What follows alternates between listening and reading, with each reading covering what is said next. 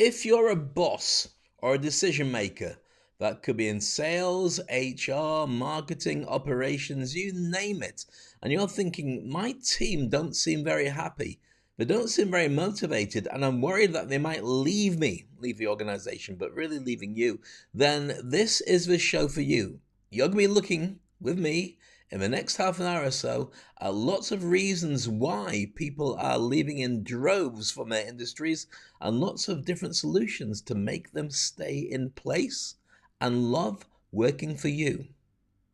If they leave, what are you going to do? Don't worry about it. Watch this show and you'll never have to stress about it again. This is Speak on Stage. Welcome to Speak on Stage with Dave Crane, the podcast where we unpack the art and science of public speaking to help you command the stage with confidence and authority. I'm your host, Dave Crane, and as a seasoned speaker, coach, and entertainer, I've had the privilege of helping thousands of individuals like you to unlock their true potential on stage all around the world. Each week, we'll bring you candid conversations with industry experts, successful speakers, and thought leaders, delving into proven strategies, practical tips, and personal anecdotes to empower you to become a captivating communicator. So whether you're a seasoned pro looking to refine your skills, or a beginner taking your first steps onto the stage, this podcast is your go-to resource for mastering the craft of public speaking. So grab your notepad, open your mind, and get ready to amplify your impact as we embark on this journey together. Welcome to Speak on Stage with Dave Crane. Together, let's jump and grow wings on the way down. He seems quite smart, doesn't he? Yes, Dave, it's you. How did you know that? Because it's always you. Why is it always me? Because you've got no voice over people that you invest in. You just use your own voice all the time. Get out of my head. Anyway, welcome to the show. My name is Dave Crane. In this podcast, we'll be going through a number of different things, including the question, which is this. I mentioned it earlier. Why does your team want to leave you? If you're a decision maker or a company owner or a boss of some description, you're probably already dealing with this at some stage. And it's a number of factors that hit you. First of all, somebody who you really like turns around and says, right, I'm off now. You said, well, why? Well, because I just don't feel I'm looking for an opportunity to grow. Well, you've got plenty of chances to grow here. Yeah, but it's not quite right. And you think, well, you're one of my best people. You're my sales team or one of my most innovative managers and so on. And the problem is that if somebody is a really, really good member of staff, the odds are that that same driver that makes them engage at your company also makes them want to engage at somebody else's company because they just don't feel something is right. Now, I know you're thinking, Dave, what does that mean? Well, let me just share something with you. First of all, when you get people there's a survey that was done on a regular basis by Gallup. I remember watching some interviews about it and so on. And it basically said that your organization is split up into three different categories. I should really have the graphic for this, but I don't. First category is people who are engaged at work. That's about 20% on average. People who love going to work, they're happy, they're very productive, they're bringing lots of sales, they keep everybody really engaged, and the customers love them. So that's the first bit. Then underneath them is on average about 55% of your company who are called not engaged. Now, what's not engaged? Well, not engaged means they're not as engaged as those other people, and they're kind of like, they like the job, they like getting paid, they don't hate it, but it's just a job. And they could leave and go somewhere else, but they don't want to. They're kind of all right with this. They've done it for a while. It pays the bills and gets some holidays and keeps the staff happy and so on. And so they kind of stay with that. Now, the thing is about not engaged people is they're the ones that ask difficult questions. Why? Because they're constantly trying to work out if they should be more engaged or not. And that's why they ask questions. And then you've got a little bit underneath called the actively disengaged. Now, actively disengaged hate the job. They don't want to be there. And that means if you work it out, it's about 25% of them are there. Depends on the country, depends on the organization. It changes, but it's about those kind of averages. So 25% of the organization are called actively disengaged. They hate the job. They hate working there. They hate you. They hate their colleagues. But guess what? They don't say anything. Why complain? Just take the wage. But they also steal. They steal time. They steal pens. They steal energy.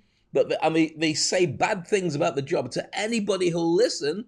But at work, they don't say anything. So when you turn around, you ask a question to the entire team, and you say, right, what do you think of this?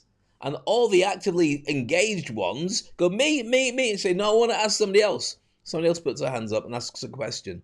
And you go, oh, goodness me, this is draining me. Why are you asking these horrible questions? That's not somebody who hates your company. That is somebody who's not engaged yet.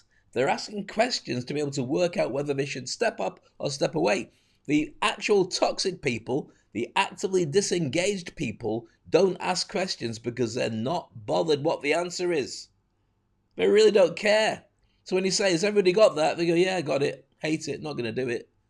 And they don't tell people that, or they might tell people. They usually keep it themselves.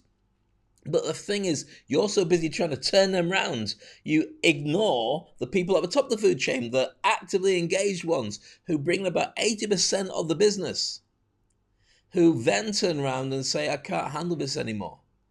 And why? Because you've been a great boss, yeah, but they look at the ones at the bottom of the food chain, the actively disengaged, that you're spending a lot more time with, trying to flip them to make them buy in, and all the ones that really do damage to what's going on, who don't bother filing reports or don't turn up often or whatever it is, and they say, this company reminds me of those people, not the other people. I'm off. I'm going to go to a company where I might not be paid as much money as being paid now.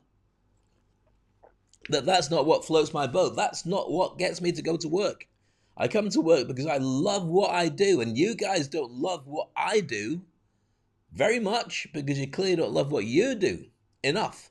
So I'm going to work for somebody else, even if they pay me less money, where I feel that their heart is really in it and I can flourish, and I'll make the money back somehow anyway. Probably getting a job selling pizzas. I don't know. We don't say that. So do you understand there's 3 different levels? Right, good. Let's get back to where we were.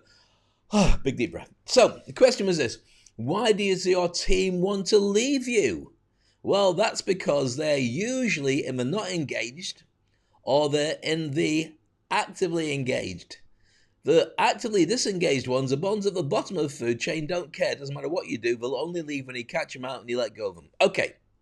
Welcome to Speak on Stage. This is a podcast where you can get us on all the good podcast delivery systems like Spotify, iTunes, and wherever else you normally get your podcasts. Make sure you subscribe and make sure you check out the previous shows I've done with lots of interviews of incredible stars. In fact, this is actually season 4, and seasons you're meant to actually do in about 24 episodes maximum, and this is like episode 40 or 41, I'm not sure.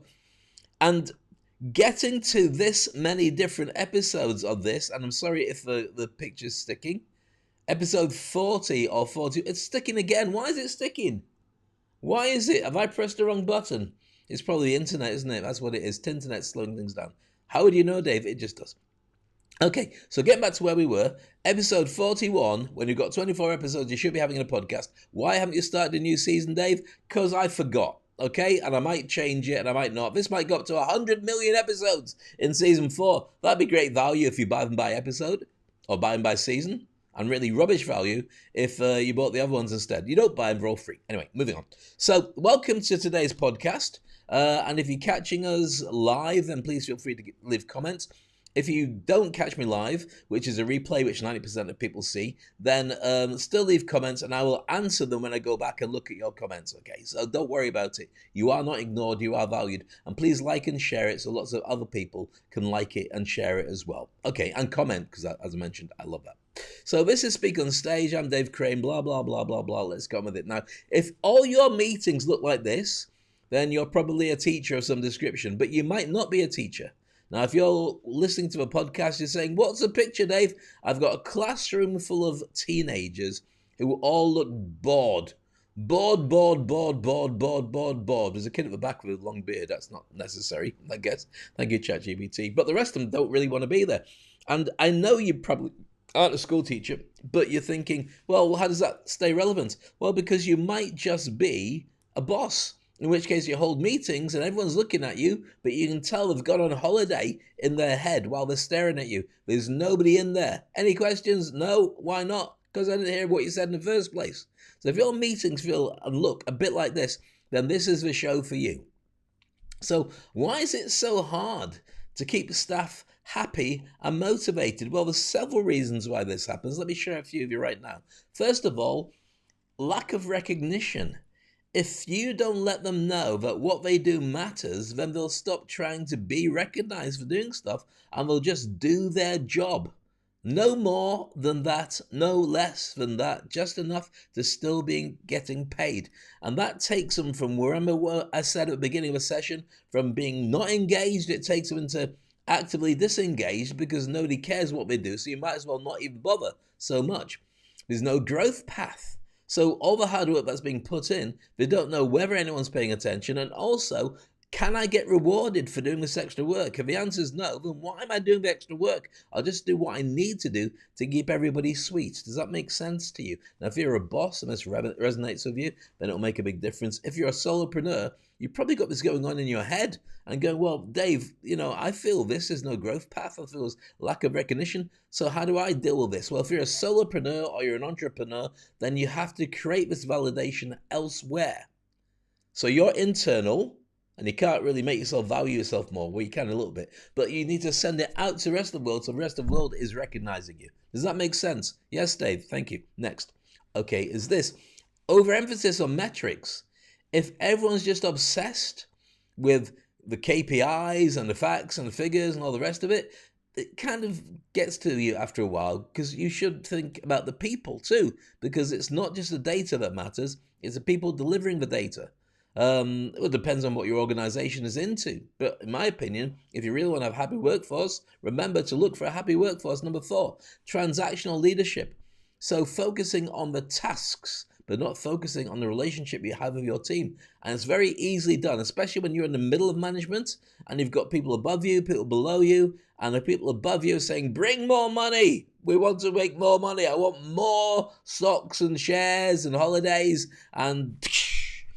That's a whip, by the way. It's not really just a noise I made with my mouth, but I don't have a whip, so that's what best we're going to get. And when they do that and they don't concentrate on relationships between staff, yeah, okay, when you're winning, it's fine. But when things are difficult, or you change management, or you change staff, or you're going for a crisis like a pandemic, those things are not enough, because you can't be transactional. You've got to actually be a proper leader. Next up is number 5, pure communication. Sorry, poor communication, not pure. That was bad communication on my part. Employees feel unheard. Let me give you an example by that, why that matters. What's the number one reason for why customers stop working with you and leave and go somewhere else? This is customers, not talking about staff, customers. Well, the number one reason that customers leave you, we can edit that out, can't we? Can we take it out? He said, looking at a jacket. The number one reason why customers leave you is because they don't feel special. They feel you don't value them, you don't think they're very important, and so why not just go somewhere else where they do feel that you're worth more? So let me give an example about that. Have you ever been to Starbucks? Yes, of course you have. You go to Starbucks, and is a coffee more expensive than it would be to make it in your own house? Yes. It's probably about 3 or 4 times, maybe even more expensive to go to Starbucks and sit there on your own or whatever it is, drinking coffee that you could make at home. So why is it important to go there? Because they put your name on the cup. I'm going to say, have you got Dave? You go, yes, it's me. Well, your cup's there waiting. You go, Dave, it says Dave on it. And they go, no, we've written Pave. Who wrote Pave? My name's not Pave. Say, yeah, but my D's and my P's look very similar. You should see how I write B. Is that a B? Yeah, it's a B. So I'm now called Bave. You are. Doesn't happen to Starbucks, otherwise I get sued. But you get the point. The whole point is they personalize it so you feel special, which makes you want to go back and spend whatever it takes because you know that they care about you and they remember your name. And if the staff are the same staff, they tell you that we've kept your seat free for you. And would you like to have a scone or a scone? Depends whether you're English or not. I say scone, but my wife says scone. Anyway, or there's lots of cakes available too. So that's basically what's important. Per communication, staff don't feel heard, just like customers don't feel heard. Number 6 is this, a cultural disconnect. There's lots of differences between the staff and you've not been babysitting the diversity properly, so they feel that they're in silos. where they can't talk to anybody else, and they all feel like they're kind of in a prison that pays, so it's not a proper prison, and they want to feel that they can connect, or at least be valued more. Number 7, I'll make this a little bit bigger so you can see and read it properly. The work-life imbalance. So you're working all the hours, you don't really have a life, and you just don't get flexible at work and at home. It's just too much of everything. And so you get stressed, and it makes a big difference. You can't talk to anybody because nobody's interested in talking to you. And also the factor that sometimes it seems a sign of weakness if you say, I don't like it, this isn't very good. They say, well, you can go, there's a door. Anybody else? And everyone goes. If you're listening to a podcast, I just pretended to silence myself by zipping up my mouth. It was hilarious. All right, next up is this. Number 8, Spirit, I've said that. Fear of speaking up, which means you've got concerns and ideas suppressed. Nobody wants to hear what you have to say. And so you just keep it to yourself and become actively disengaged. Number 9, lack of team cohesion. So you're in silos, I mentioned this earlier, and you just don't work together. This is a real problem when you've got different departments and a really big organization, because they act as if they're rivals to each other. They're all trying to get daddy's or mummy's attention and say, we're really important, give us more money. But at the same time, they're not working with anybody else to try and get the very best results, which makes it really hard if you're a boss to work out why is it that people aren't really gelling together. And then the final part of this is no sense of purpose. Work feels meaningless. Why are we doing this? And this is a real issue, especially in jobs where you've got a set task to do. Do you remember the old factory lines where you'd be building a gadget or a widget or something, you put it all together and you pass it on to the next person puts something on it and then adds an extra bit and moves it on to the next, and so on. Or maybe you're decorating a cake. I don't think it gets done in factories the same way. But the point is, if you don't know what happens next, you don't know what happens to the end result, everything seems meaningless and it means nothing to you. Are you with me so far? Yes, Dave. Thank you. So that's just a couple of reasons. I won't go into emotional intelligence, but I mean, you can tell with that straight away that they don't feel the empathy at work. Even if there is plenty of it, there's reasons why they're feeling disconnected. So what do you need to do? There's a couple of things. You need to be able to communicate effectively. Why would that matter? Well, when you learn to speak business personal, and I know you're thinking, what's business personal? Well, business personal is the idea that you have it amongst your team, that you get each tough job done with warmth and empathy. So even if it's difficult, it doesn't matter if it's difficult. The fact is you're in it together and you're all going to help each other, and you enjoy the good days, the bad days equally, or good days probably more. And so that's how you view life. And if you're all on the same page, then it's great. If you don't do it like that, then people feel siloed. They feel like they're on their own, and it makes you have to do twice as much work to get the whole team to play together, even if they don't play together. Next on this is effective communication skills. Do you and or your team at the top of the food chain, or the top table, or just whatever leadership position, are you really good at being effective and speaking? Now, it depends on your own style, it depends on the industry you're in, depends on the people that you have working with you, but you need to find the best one to reach them. It doesn't mean being loud in people's faces. It just means that they turn around and go, yeah, I get it. And they understand the communication style that you have, so they can relay that back and copy it as well when it matters. So effective communication is really important. Next up, interpersonal communication. It means being able to talk across barriers, across challenges, across diverse backgrounds. So you therefore can get on with people really, really, really well. And they can understand exactly what it is that you want and how to fix headaches. Really important too. Written communication, how many people use abbreviations and how many people have the most worst writing in the world? I've got to admit I am. I could give you an example here if I had a pen. But when I write something, I hand it over and they go, did you headbutt the page? No, I didn't. That's my writing now, because I use keyboards now more than anything. And I play pianos like a Tyrannosaurus Rex. It's a funny joke. I'll wait for you to catch up with that one. So my handwriting has gone to pot, like I mentioned, but that's not the only thing that matters. Your ability to type, your ability to communicate really effectively matters too. It doesn't have to be handwritten, but it can be sometimes. But just making sure that what you write does go into people's heads and they do get exactly where you're at, and they can get back to you with a clear answer. Now, most people do it okay, but only a handful of people really understand by asking the question, what's in it for them? And they get bogged down by politics and other things to make sure that they don't really do great communication skills because they're saying what the boss wants and not what they know is best for that relationship with that particular member of staff or group of staff. So this matters. Next up is this: conflict resolution and difficult conversations. If you're finding it hard at work to get on with somebody, or you're finding it's difficult to be able to talk about it, that's what you need. You need to really up your game on effective communication skills. This one now is team communication and motivation, understanding what motivates your team, understanding how to get the thing moving when you're working with them. Many people don't.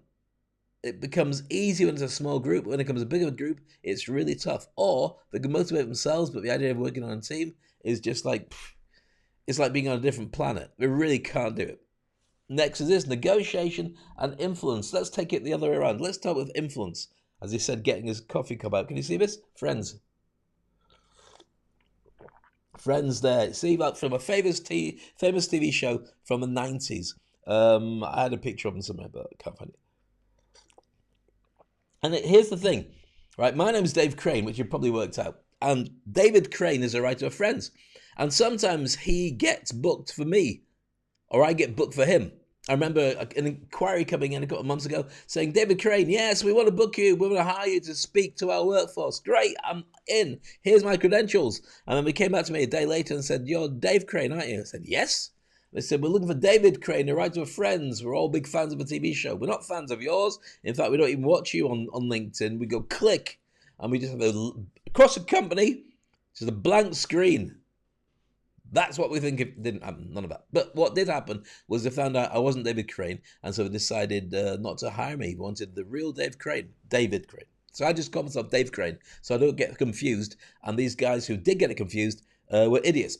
So going back to where we were again, negotiation and influence, take it around. Starting with influence is really important because then people know who you are, what you do, and what it is that you can change for them. And negotiation is the skills that you need to be able to make sure that's a reality. So when somebody's influenced by you and you want to turn it into something more special, for whatever reason, work-wise or so on, the negotiating really helps to be able to get them to go, yep, you're right, I'm into that. Fantastic. Crisis and change communication. Let's take them one step at a time. What's crisis communication? Well, something's gone really wrong in your organization. Something so difficult, so challenging, so tough that you have to get a team in and you say, right, how should we deal with this? So an example of crisis communication would be if you're working in the oil industry like Exxon was, and you've got a big oil leak like they had. How do you cover it up? What do you do when people are saying, but it's your fault, we're going to demand money from you, and so on? You've got to somehow diffuse it without necessarily insulting people and let them know that you are there for them, even if it's a really tough time. So that's crisis communication. And then change communication. When you do alter things in your organization, like introducing AI, or even just changing cafeteria, then you have to be able to communicate with people that things have changed for the better. And if you don't do it for the better and explicitly let people know that, they feel let down and they want to leave. I'm telling you this now because later on you might not know. Cross-departmental and functional communication. That means when you deal with different departments, I've mentioned that you want to be able to make sure they're on the same page in terms of the values you have, the mission, and also that they understand you properly. And so that means that you've got to really understand what makes you tick when you talk to people. Number 10 is presentation skills for small groups and one-to-ones. Do you really know how to communicate with people, or do you just take it to conversation when it starts? It is what it is. But when you've got a small group of people, they're all watching you and watching each other to see if it's going to be a congruent thing, if it's going to work, if their interests are going to be upheld by you. So you need to make sure that you are aware of the group that you're doing and also be aware of the feedback loops that you're going to have. People nodding is good. People saying yes and no is good. People going and just doing their own thing, regardless, in front of you is not good. So you need to work out your presentation skills so you keep people engaged all the way through. All right, dealing with difficult conversations. Sometimes you've got to pull staff to one side and tell them something, and most staff don't like it. They don't like being given even constructive criticism. It still feels like it's criticism. So maybe what you need to do is soften the blow. There's ways of doing it. Same kind of ways that if you're a policeman, you've got to go around and tell somebody that, they've lost a dear member of family. There's a way of doing it. I'll be sharing with you how to do that at some future episode. But it's really interesting and really important, so now you'll never know. No, I could tell you, but I'm not going to because we've got a lot of time to go through this stuff. Next up is cultural sensitivity and inclusion. I mentioned this earlier about diversity, but if you can communicate with people so they feel part of your organization, then they will stay with your organization. It's very unlikely that they're going to leave because of the fact that everything they've ever wanted is available through you.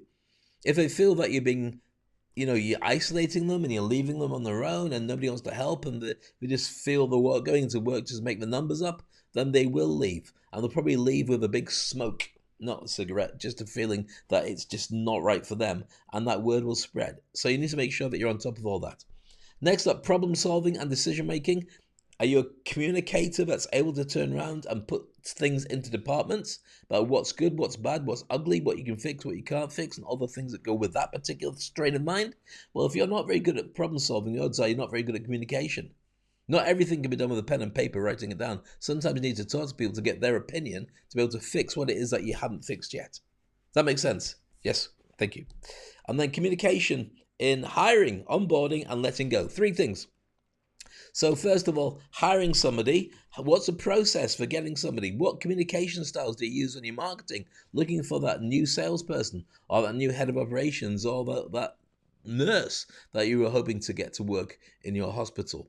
What is it that you need to say that's going to get people engaged? Number 2 is onboarding. I mentioned it there. So there's hiring. Onboarding is when they've arrived in your organization. You want to be able to, and the phrase is wrong, bed them in as quickly as possible, but you want to embed them into your organization as quickly as possible. Otherwise, you end up losing about a whole person's worth of salary while they get up to speed and you're paying how much you paid for the other person during that time as well. So you want to make sure you're onboarding as swift as possible so they feel confident in what you do and they just want to stay there.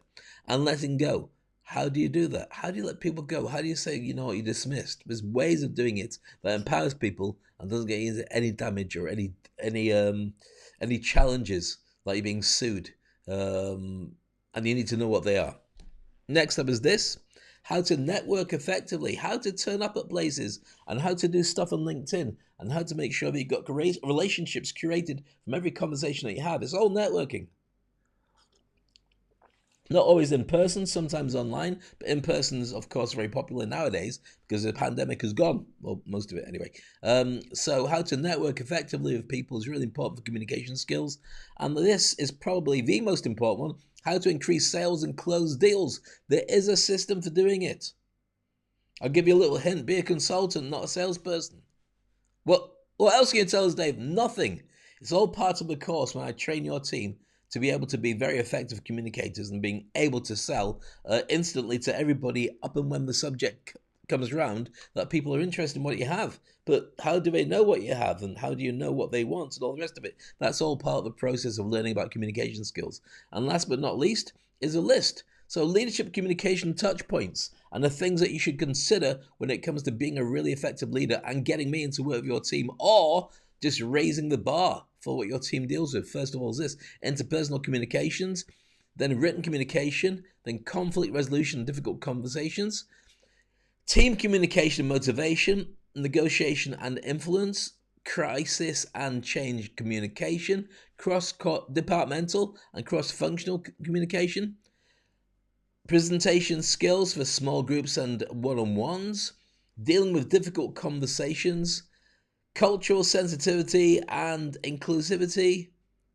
problem solving and decision-making communication, hiring, onboarding and letting go, and how to network effectively. Is there anything else here? No, that looks like the lot. Oh, what a surprise, there is. And the one that's missing is this: how to increase sales and also close deals. Otherwise, you could have a really good company that everyone loves working for and no money coming in. Bye-bye staff. We're all going to have to go because you've got to make sure there's revenue coming in. Do you have any questions? I did go through things very quickly. The questions you might be asking is, Dave, how do I get to work with you? Or can you send us more details? Or can we have a Zoom call? Or my team say they hate me, but you're saying it's just about communication styles. Yes, it is. But they might hate you as well. But it doesn't mean you can't turn it around. It depends on whether you want to actually be in a situation where you've got staff that love you, contribute to you, and never leave, like the Hotel California. So any questions, feel free to ask them into the group. You can text them now, or you can put them in the comment section. I'll come back to them later because we're just about to finish this session now. And I hate to think that you put stuff in and it also went bye-bye.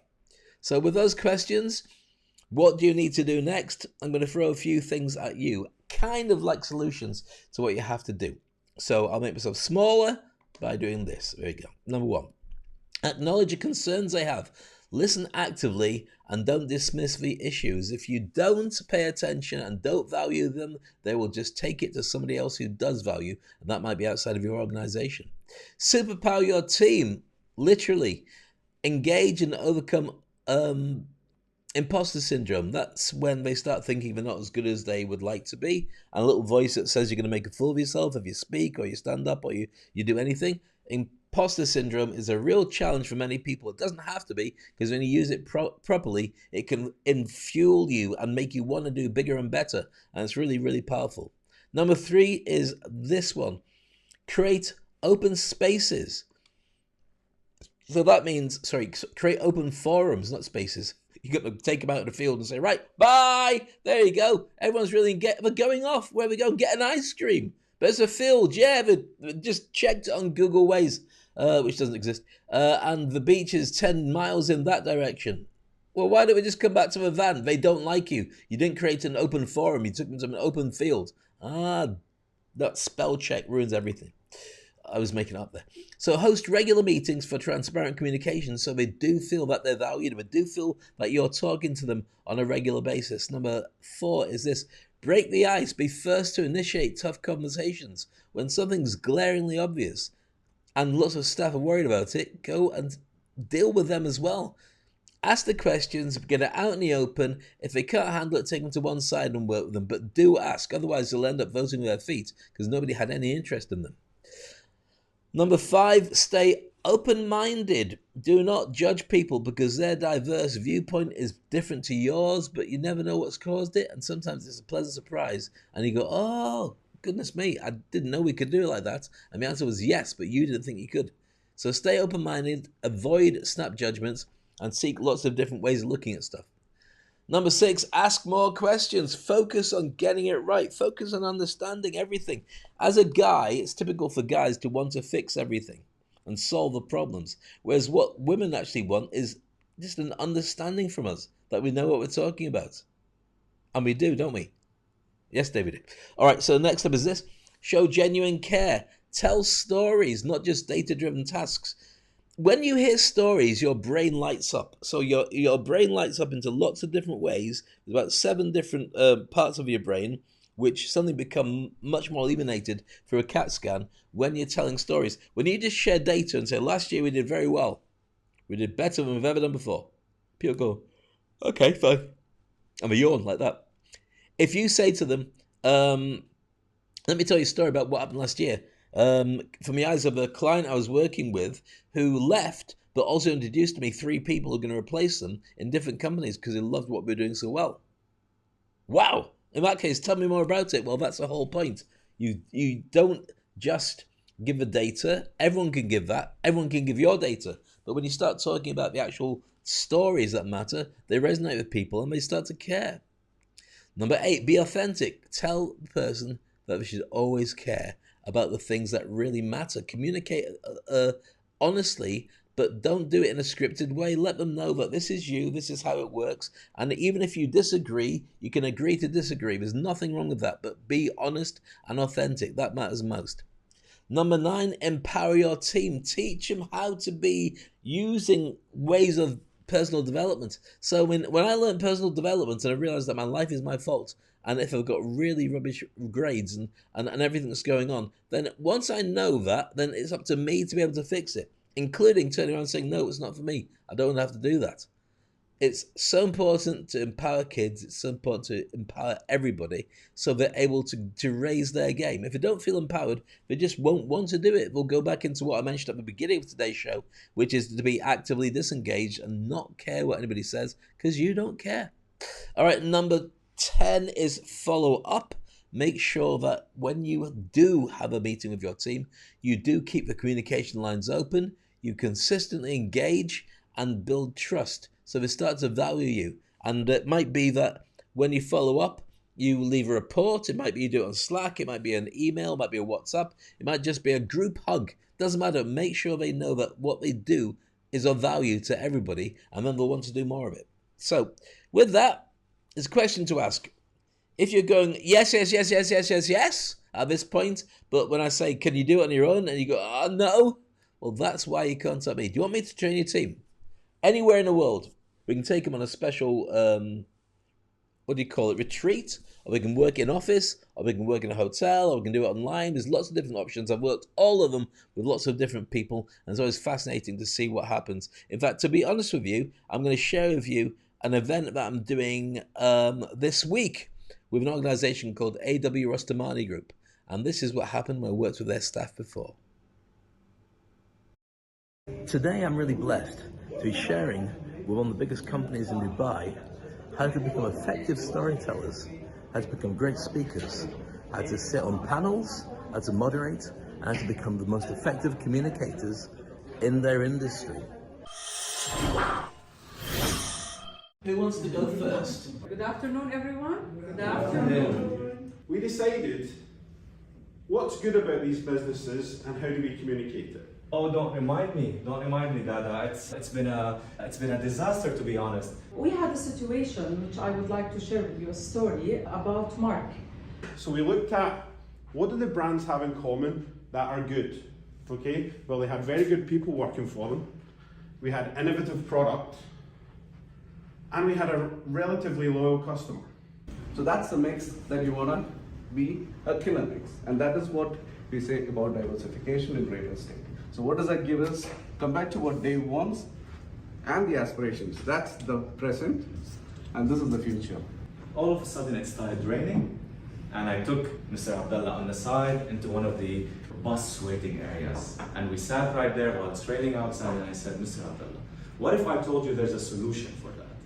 Yeah, the importance, I think, of the adaptability and not being, just resistant to change, because it's coming and this is the future, and we need to be, working on ourselves.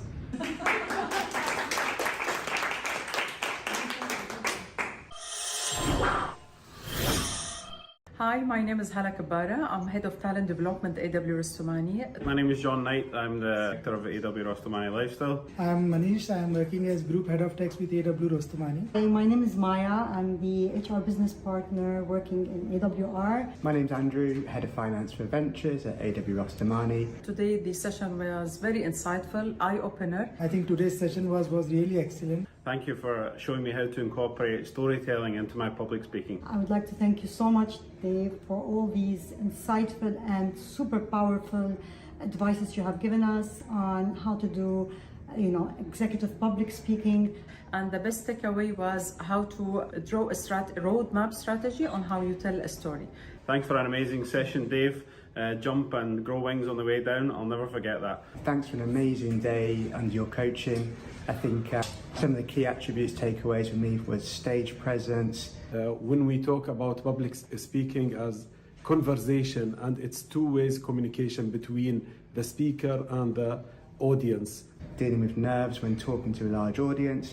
I learned more effectively how to translate ideas and thoughts to the larger audience. And the framework in terms of storytelling throughout your presentation. How I can manage any kind of presentations.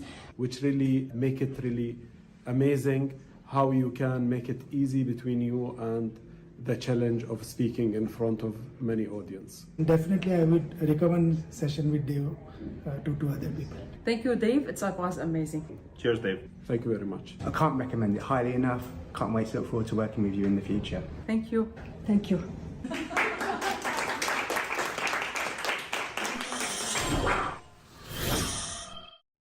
There you go, it's nice to know. So, thank you to the team from AW Rostamani in Dubai, the huge group with lots of huge companies working under them. Absolutely incredible. It's a real pleasure to work with them. But could I work with your team? Well, let's find out.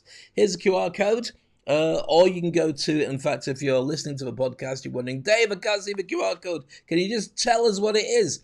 Okay, if you go to HTTPS, in fact, just go to www.speakonstage.com/get-trained-by-Dave.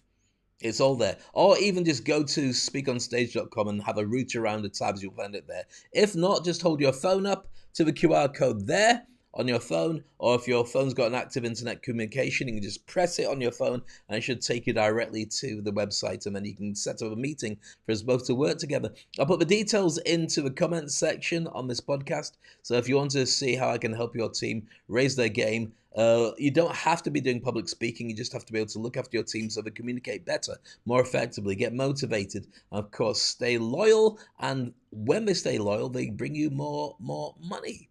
Why do they bring you more money, Dave, when they stay loyal? Well, because it's called staff retention. The more they stay there, the less you need to onboard new people to replace them. And they say it takes a whole year to replace somebody. It takes the time that they're winding down and waiting to go, where they're highly productive. And then it's got the looking for a new person. And then when that person goes, new person comes in. And it takes them a long time to be able to hit the ground running as they start to ease in. So you've lost a whole year's worth of really effective staff member before you can get back up to speed again with a new person. And so it's better really keeping the same team that you can do unless they're not effective enough. Does that make sense? Yes, Dave, it does. Thank you. He said, talking to himself far too much. And that brings us to today's show. And an end to everything. I really hope you enjoyed today's session, by the way, and that was of value to you, as I mentioned before. If you want any questions answered, put them down. He said playing his piano. That's what I do tend to. If you're doing the audio thing, it won't make sense. Send me a message so I can help you or your team to raise your game. If you're looking after some individual stuff for you, then contact me as well. I can help with that too. If you want to get gigs, or if you're looking to take it public, you can do. But if you're just looking to raise your team and get them certified to be able to be more effective as managers of every different department and industry, then we need to have that conversation. I look forward to catching up with you. Meanwhile, make sure you subscribe, make sure you take it easy and look after yourself, and keep talking. Remember to jump and grow wings on the way down. That's what life is really all about. And I'll see you next time, chatting loads and sharing loads as well on Speak on Stage. Thank you for tuning in to another insightful episode of Speak on Stage with Dave Crane. We hope you found today's conversation inspiring and packed with valuable insights to help you to amplify your presence on stage too. And if you enjoyed this episode, please subscribe to the podcast on your favorite platform and leave us a review. Your feedback helps us improve and reach more aspiring speakers just like yourself. Remember, the stage is your platform to shine, and with the right tools and mindset, you can captivate any audience anywhere. So keep honing your craft, refining your message, and never shy away from the spotlight. Stay tuned for our next episode, where we'll dive even deeper into the world of public speaking and performance. Until then, keep speaking, keep shining, and keep making an impact. This is Dave Crane signing off. See you next time on Speak on Stage.